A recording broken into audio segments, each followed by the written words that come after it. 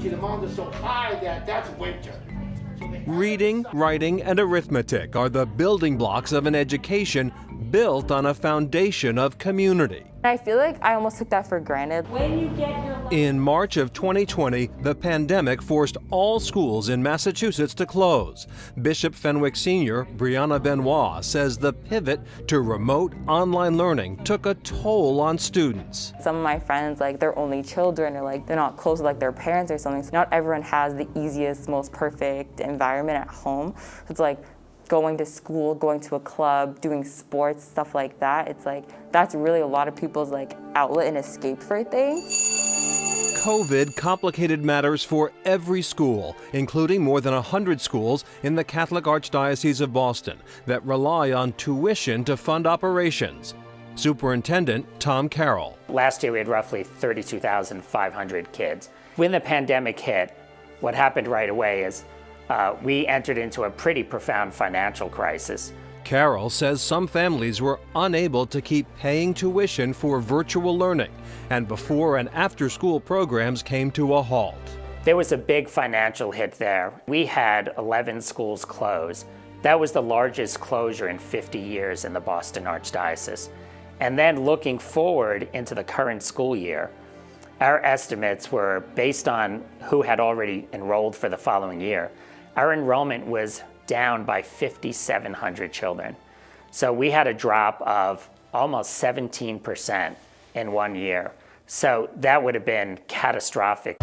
In the summer of 2020, the Archdiocese made the decision that students would return to in-person learning in the fall, with hybrid and fully remote options available to parents. We believe that every child is created in the image and likeness of God.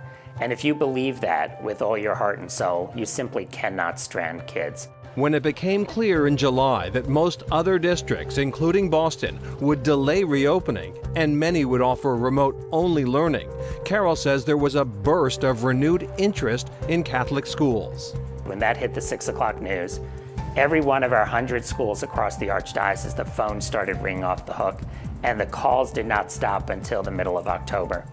The enrollment boost is a pandemic silver lining for Catholic schools in the Boston Archdiocese. According to Superintendent Carroll, enrollment is up by about 4,400 students since July 15th. Year over year, enrollment is still down by 1,300 students, 80% of those students in preschool grades.